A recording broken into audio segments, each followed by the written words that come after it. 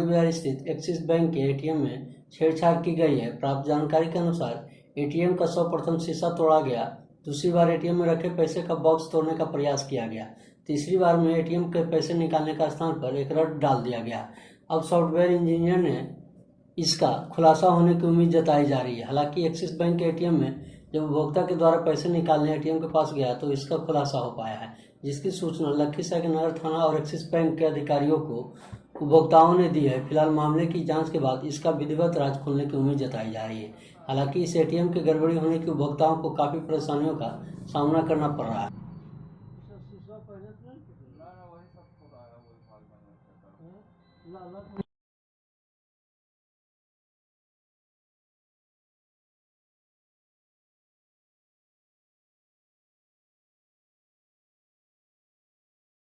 लखीसराय जिले के दानापुर डिवीजनल के बीच मननपुर रेलवे स्टेशन पर आज टिकट काउंटर पर मशीन खराब होने की वजह से टिकट कटने में काफी दिक्कतों का सामना करना पड़ा, जिसको लेकर हर यात्री बिना टिकट के यात्री करने पर मजबूर हो गए हैं, जबकि टिकट यात्रियों को काफी परेशानियों का सबक सीखना पड़ा। इस संबंध में मननपुर रेलवे स्टेशन पर हावड़ा मोकामा एक्सप्रेस का आगमन पर टिकट नहीं मिल पाया, जिसको लेकर लोगों ने बवाल मचाया है। हालांकि इस संबंध में मननपुर स्टेशन प्रबंधक जयप्रकाश ने बताया कि मशीन खराब हो जाने के बाद टिकट नहीं कट पाया, जिसको लेकर उच्च स्तरीय दानापुर डिवीजनल से कोई टेक्नीशियन जल्द आने की उम्मीद जताई जा रही है। मशीन ठीक हो जाने के बाद टिकट काटना आसान हो जाएगा।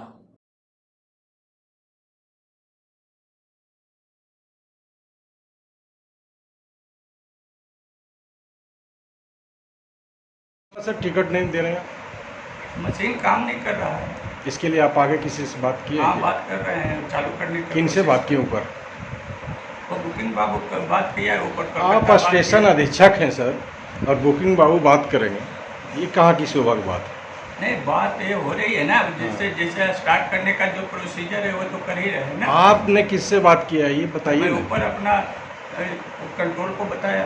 कंट्रोल को बताया, कंट्रोल क्या जवाब है? वो देख रहे हैं, ऊपर बात कर रहे हैं ऊपर सभी से। क्या नाम हो गया सर आपका? चंद्रकांत। ये आप यात्रा कर रहे हैं बिना टिकट को, अगर पकड़े जाएंगे तो उसका जिम्मेदार कौन होगा? तो डायरेक्ट बोल रहा कि मशीन खराब हो गया, बोलिएगा मशीन खराब, तो जाइएगा कैसे बिना टिकट के? अगर अगले बार उधर आके विदाउट जाइए, विदाउट जाइए, आप पकड़े जाएंगे तो समझेगा ही स्टेशन मास्टर। क्या नाम हो गया आपका? लखीसराय जिले के सदर अस्पताल में आज अग्निशमन प्रशिक्षण कार्यक्रम का आयोजन किया गया, जिसमें सभी विभाग के लगे अग्नि गैस सिलेंडर को लेकर कर्मियों को जानकारी दी गई। बताते चले कि इस प्रशिक्षण के दरमियान सभी को गैस सिलेंडर के यूज और आग पर काबू पाने की बातों को गहराई से सिखाया गया। लोगों ने अग्निशमन कर्मियों की बात बड़ी गहराई सुनते हुए इसका प्रशिक्षण लिया है, जबकि इस प्रशिक्षण की शुरुआत का नेतृत्व अग्निशमन के अधिकारी देवेंद्र कुमार ने की है।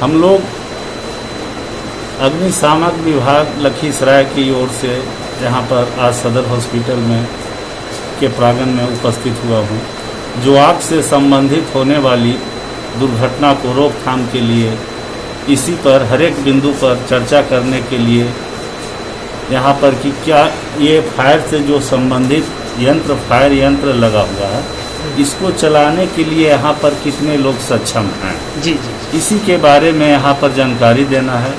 और क्या यहाँ पर जो वायर वगैरह लगा हुआ है तार, तो यहाँ सही किस किस हालत में है, उसी के लिए हम लोग बराबर है जो अपने टीम के साथ आकर जांच करते हैं। चलिए, क्या नाम हुआ सर? हमारा विजेंद्र कुमार। किस पद पर? अग्नि हुए। अग्निशामक जी, अग्नि का। भागलपुर जिले में कुंवारी युवतियों को अच्छा वर दिलाने के नाम पर लाखों रुपए की ठगी का मामला सामने आया है। ठग ने वधू पक्ष को अपना शिकार बनाया और उनसे लाखों रुपए के ऐंठ लिए। वहीं वधू पक्ष जब शादी की तैयारी में जुटा तो कार्ड छपवाए, लोगों को निमंत्रण बांटा तो ठग रुपए को लेकर चंपत हो गया। भागलपुर 1 साल पुराना कजरली थाना क्षेत्र के सिमरिया टोला निवासी शिवनंदन शर्मा की 25 वर्षीय पुत्री अंजनी कुमारी से जुड़ा है, जिसकी शादी 8 मार्च 2020 को बांका जिले के धोरैया थाना के पुंसिया गांव निवासी सच्चिदानंद शर्मा के पुत्र कौशल शर्मा से तय हुई थी। हालांकि इस कड़ी को जोड़ने में जगदीश थाना अध्यक्ष खैरा गांव के निवासी पंकज कुमार शर्मा और उनकी पत्नी नीली देवी अहम भूमिका निभाई थी। लेकिन जब शादी की तारीख नजदीक आई तो इसी दंपति ठग ने वधू पक्ष पर रुपए की मांग को लेकर दबाव बनाया और अपने खाते में अलग अलग तारीखों में रुपए जमा करवाए और शादी के दिन लाखों रुपए लेकर फरार हो गए। हालांकि मामले को लेकर पीड़ित पक्ष ने पिछले 1 साल से परेशान है और उसने अपनी लिखित शिकायत स्थानीय थाना को दी। फिलहाल पुलिस मामले की जांच में जुट गई है। ये शादी का एक फ्रॉड का मामला है जी सर। और ये जो आवेदन दिया गया है ये तकरीबन 1 साल पुराना केस है। इसमें एक पर्टिकुलर परिवार जो है वो फ्रॉड में शामिल है। तो इसमें इस परिवार ने मतलब 2-3 जगह सलेमपुर से बात आ रहा है, ये जगदीशपुर एरिया में हम लोग यहाँ पे आए हैं स्पॉट पे, और कजरैली में एक महिला है, उनके साथ भी इन्होंने शादी के नाम पे झांसा देके फ्रॉड किया है, पैसे का लेन देन हुआ है। तो आज यहाँ पे आए और गांव में आके पीओ पे आके ये पता चला कि ऐसे बहुत सारे केसेस हैं, बहुत सारे केसेस में इन्वॉल्व हैं वो। तो अभी हम लोग आगे का इन्वेस्टिगेशन और कार्रवाई। तो इस केस में सर आपके तरफ से क्या मदद और क्या कानूनी कार्रवाई हो सकती है? देखिए, सबसे पहले तो हम लोग आज पीओ पे आए हैं और जितना भी इसका बैकवर्ड फॉरवर्ड लिंकेज है इसका उसको हम लोग आज देख रहे हैं। और सबसे पहले जो हमारी आवेदन दी हैं पिटिशनर हैं जो कजरैली थाना से है, पहले तो हम लोग ट्राई करेंगे कि उनके आवेदन पे हम लोग कार्रवाई करेंगे। और जो पर्टिकुलर ये लोग हैं ये बेसिकली ये केस है मीडिएटर है, मीडिएशन है शादी करवाने के लिए। जी सर, लोग मीडिएटर बोल सकते हैं।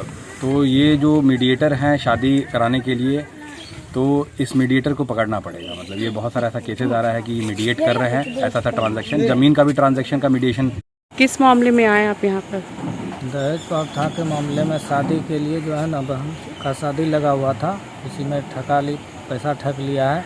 तो हम कजरैली थाना आए थे, तो मेरा कुछ नहीं हुआ। उसके बाद मानवाधिकार के साथ फिर आए, तब देखते हैं कि मेरा कुछ काम होने वाला है, और उसका घर पे भी गए थे। तो यहाँ पे आने के बाद फिर आप लोग क्या लड़के वाले के घर पे गए थे? जी। वहाँ पे क्या हुआ? वहाँ पे गए तो वो घर में नहीं था वो।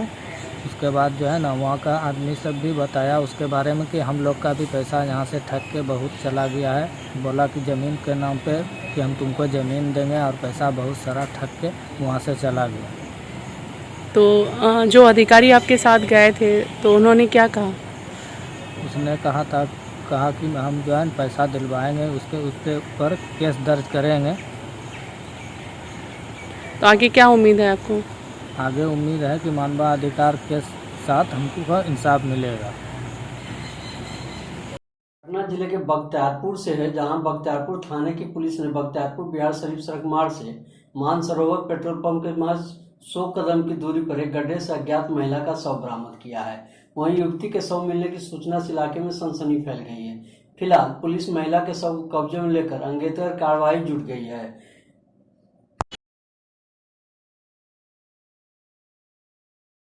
बंगाल के आसनसोल दक्षिण विधानसभा के वार्ड संख्या 82 बरनपुर राहतमंद नगर में पूर्व विधायक सोहराब अली और 82 वर्षीय वार्ड पार्षद नारगिस बानो के नेतृत्व में आज राहतमंद नगर प्रतिष्ठित पुस्तकालय में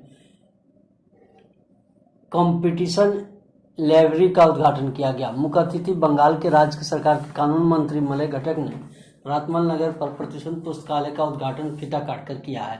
इस मौके पर गेस्ट रानीगंज विधानसभा क्षेत्र के विधायक तापस बनर्जी, स्पेशल गेस्ट रानीगंज पूर्व विधायक साहेब अली और आसनसोल नगर निगम के अमरनाथ चटर्जी वार्ड नंबर 82 के होना जरूरी था। और हमारे मोहल्ले में कॉलेज भी होना जरूरी है, लड़कियां बहुत बाहर जाती है पढ़ने के लिए। तो हमारे मलाइघर से मैं यही उम्मीद रखूंगी कि इस जो मेरा मुकाम है यहाँ पे कॉलेज बनाना, तो शायद ये बनाने के लिए मलाइघर से मैं एग्रीमेंट करूँगी। आप ये इकरार कीजिए कि हाँ यहाँ पे मैं एक कॉलेज बनाऊँ।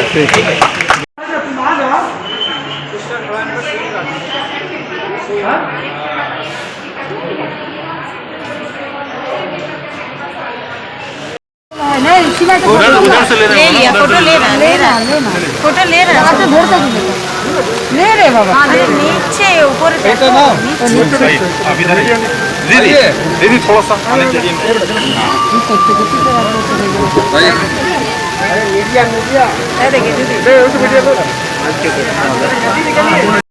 वार्ड नंबर 82 में एक कॉम्पिटिटिव लाइब्रेरी का जो 20 लाख की लागत से बिल्डिंग बना है, उसका इफ्तिताह आज हमारे वेस्ट बंगाल के मंत्री श्री मलय घटक के हाथों होगा और साथ में रहेंगे हमारे तापस बनर्जी साहब, अमरनाथ चटर्जी साहब, देवेंद्र बघेल साहब, लखन ठक्कर, ठाकुर साहब, तमाम हजरात मौजूद रहेंगे। ये बहुत खुशी की बात है। भागलपुर जिले के जनदीप धरोहर की बुला बिसरी मनसा पूजा विश्व पटल पर अपनी एक अलग पहचान रखता है। इसी बाबत जिले में शांतिपूर्ण तरीके से मनसा पूजा का संपन्न होने को लेकर श्री 108 बुला बिसरी महारानी केंद्रीय पूजा समिति की ओर से आम बैठक का आयोजन किया गया, जिसकी अध्यक्षता मुख्य अतिथि समिति के अध्यक्ष प्रदीप जी ने किया है। मीडिया की जानकारी देते हुए बताया कि अपने क्षेत्र के सैकड़ों लोगों को आकर वैश्विक कोरोना महामारी में प्रतिभा स्थापित को लेकर विचार विमर्श किया जा रहा है, जिसके बाद आयोजन में आए मेटपतियों में भित्ति चित्र जिला प्रशासन अवगत करने की बात कही है, जिसमें गोविंद जी ने कहा है कि प्रोटोकॉल का पालन करते हुए जिला प्रशासन के आदेश को लेकर प्रतिमा स्थापित किया जाएगा। इसको लेकर जिला प्रशासन से इजाजत लेने की मांग की है। बहरहाल देखने वाली बात यह होगी कि प्रशासन इसका इजाजत देती है या नहीं।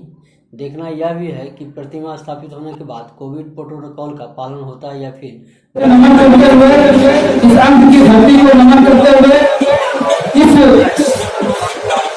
आज के बैठक के उद्घाटन करता सेवानिवृत्त अपर जिला न्यायाधीश विजय बाबू, इस बैठक की अध्यक्षता कर रहे समिति के अध्यक्ष हमारे बड़े भाई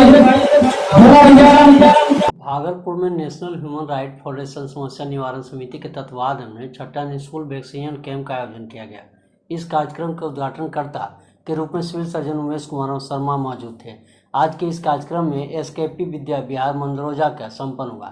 सिविल सर्जन के निर्देशों का पालन के समस्या निवारण समिति द्वारा विशेष कोरोना जागरूकता अभियान चलाया गया।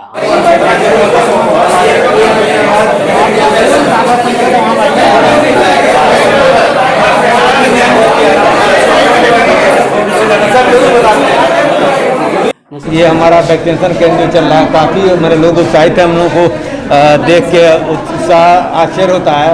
पहले तो लोग मैंने डरते थे, लेकिन अब इतना ना टीका लेने के लिए लोगों में मारा मारी है कि हम यहाँ भीड़ देख रहे हैं, सोशल डिस्टेंसिंग वगैरह पालन तो हो नहीं रहा। हमने कहा भाई इसको धीरे धीरे आप लोग थोड़ा दूर कीजिए और वो तक हम लोग कोशिश करेंगे एक और कैंप यहाँ पे, एक और कैंप देंगे यहाँ।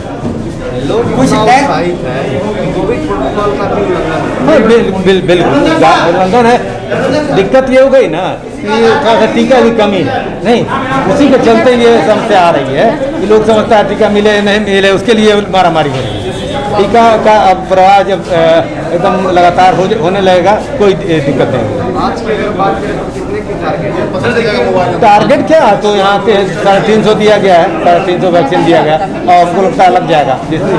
जो स्थिति है ना, 500 आदमी से ज़्यादा होगा यहाँ, ठीक है।